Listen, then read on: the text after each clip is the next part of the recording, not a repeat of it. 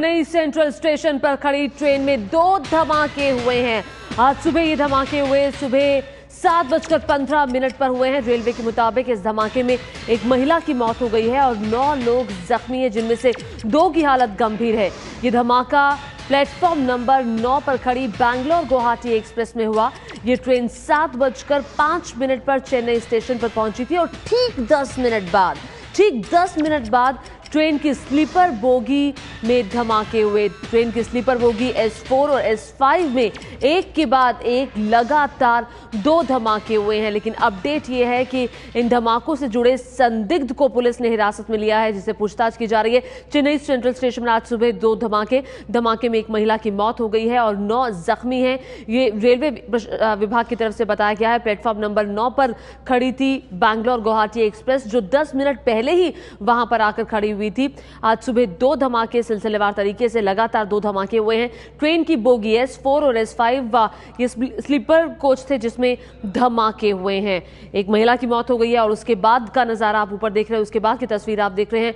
Police वहां पर तैनात है। आतंकवादी घटना से अभी इनकार नहीं किया जा सकता। गृह मंत्रालय ने पुष्टि कर दी है। गृह मंत्रालय के सूत्रों का कहना है कि ये जो धमाके हुए हैं ये कम तीव्रता के धमाके हैं। रिमोट कंट्रोल से धमाके की आशंका भी है। सूत्रों के हवाले से ये खबर आ रही है। सुबह 7:15 पर सिलसिलेवार तरीके से ये 2 धमाके हुए। ये 12509 बेंगलोर गुवाहाटी एक्सप्रेस जो वाया चेन्नई चलती है, आज सुबह 7:05 पर चेन्नई सेंट्रल के प्लेटफॉर्म नंबर 9 पर जब पहुंची तो उसके S4 और S5 कोच में 2 धमाके हुए। ये धमाकों की वजह से एक लेडी पैसेंजर स्वाति की डेथ की खबर है और 11 लोग घायल हुए हैं। घायलों को हमने गवर्नमेंट हॉस्पिटल चेन्नई में एडमिट करा दिया है। केंद्रीय रेल मंत्री घटनाक्रम पर नज़र रखे हुए हैं और उन्होंने बहुत अपना अफसोस जाहिर किया है इस पूरी दुखद और दुर्भाग्यपूर्ण घटना पर। उन्होंने ये भी अनाउंस किया है कि मृतकों के परिवार को 1 लाख का एक्स ग्रेशिया अमाउंट दिया जाएगा। गंभीर रूप से घायल है उनको 25,000 रुपये और जो साधारण रूप से घायल है उनको 5,000 रुपये की राशि दी जाएगी। सारा फोकस इस वक्त हमारा इस स्थिति को नॉर्मल बनाने में है। हमारे बाकी प्लेटफॉर्मों से आवाजाही नॉर्मल रूप से जारी है। हमारा मद्रास चेन्नई का सबअर्बन ट्रैफिक भी नॉर्मल है। प्लेटफॉर्म नंबर 9 पे जरूर हमारा मूवमेंट रुका हुआ है। हम कोशिश कर रहे हैं कि ये जो प्रभावित कोचेस हैं उनको डिटैच करके जल्दी से जल्दी चलाने की कोशिश करें। तो 2 धमाके सिलसिलेवार तरीके से, और उस बात की जानकारी राजन सिंह एबीपी न्यूज संवाददाता और जानकारी के साथ जुड़ गए हैं।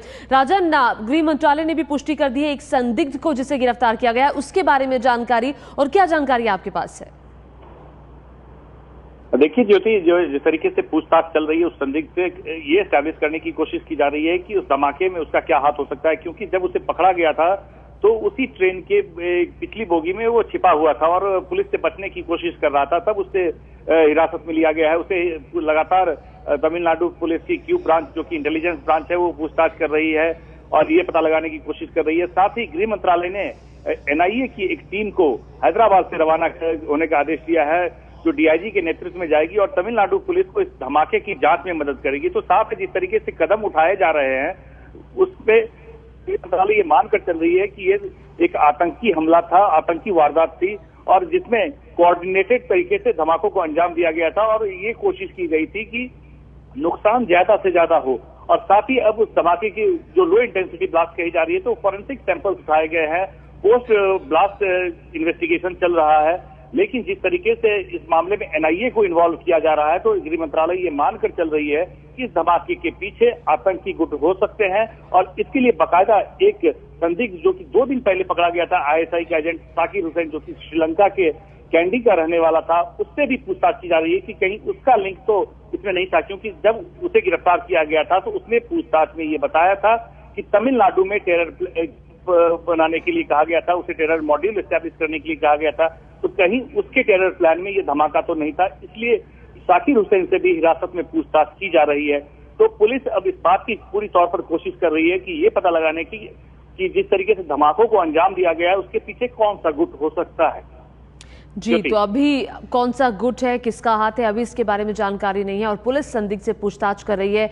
उस संदिग्ध को हिरासत में लेकर पूछताछ कर रही है जो जिसे ट्रेन से ही पकड़ा गया है। और दूसरी तरफ जो जाकिर हुसैन जिसका जिक्र राजन सिंह कर रहे हैं, एक दिन पहले उसे पकड़ा गया था, उससे भी पूछताछ की जा रही है चूंकि उसका संबंध आतंकवादी संगठन से है और उसने उस वक्त पुलिस को बताया था कि उसे काम सौंपा गया था तमिलनाडु में आतंकी मॉड्यूल खड़ा करने का। तो कहीं उसके जो उसे काम दिया गया था उसमें ये धमाका तो नहीं था, ये धमाका तो क्या वहीं तो प्लान नहीं हुआ था जिसकी बात जाकिर हुसैन ने की थी। ये तस्वीरें आप देख रहे हैं चेन्नई सेंट्रल स्टेशन की। उसके बाद अफरा तफरी का माहौल था, लोग एकदम से हैरान थे, अवाक थे कि आखिर ये क्या हो गया। आज सुबह 7:05 बिल्कुल सुबह का ये वक्त था जब धमाका हुआ। चेन्नई धमाकों के बाद एक शख्स को भी पुलिस ने हिरासत में लिया है जिससे पूछताछ इस वक्त की जा रही है। हैदराबाद से एनआईए की टीम को रवाना कर दिया गया है जो तमिलनाडु पुलिस की सहायता करेगी इस जांच को आगे बढ़ाने के लिए इस जांच में।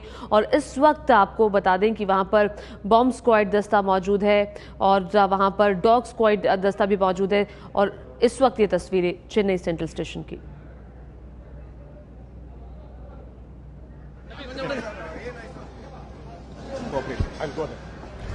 तो ये जो वरिष्ठ अधिकारी हैं वो मौके पर मौजूद हैं। The train from Bangalore Guwahati Express, which was scheduled to arrive here at 5:40, came here at 7:05. After 5 minutes, there were 2 blasts, one in S4 coach and one in S5 coach. I am informed that about 10 people are injured. Possibly one lady has died. Our city police team, our railway police team, and the local police officers are all here. The forensic science team has also arrived. The bomb detection disposal squad has also arrived. They are carrying out thorough searches. We have isolated, cordoned off the area and making thorough searches to find out what exactly happened. And we have carried out the check of all the other coaches, and we'll carry out another check and then allow the train to proceed further. But these 2 coaches will be detained here for further investigation. Is there any terror kind of terror alert or something? Is it? We don't know. It's too premature to say anything. So we are looking at all possible angles. Investigation is being taken over by Crime Branch CID. Not at the moment. Not at the moment. What kind of device? We don't know. It's all under investigation. PDDS team is. तो ये जांच का विषय है कि आखिर इन धमाकों के पीछे किसका हाथ है। और ये तस्वीरें धमाकों के बाद की आप देख रहे हैं। सामान बिखरा हुआ था। हालांकि जो 2 धमाके सिलसिलेवार तरीके से S4 और S5 बोगी में हुए हैं, ये कम तीव्रता वाले धमाके थे। आज सुबह जैसे ही 7:05 पर बैंगलोर गुवाहाटी एक्सप्रेस आकर प्लेटफॉर्म नंबर 9 पर खड़ी हुई, ठीक 10 मिनट बाद 7:15 पर सिलसिलेवार तरीके से ये 2 धमाके हो गए। उसके बाद अफरा तफरी का माहौल था और जो पूरा प्रशासनिक अमला है स्थानीय, वो पूरा इस वक्त मौके पर मौजूद है।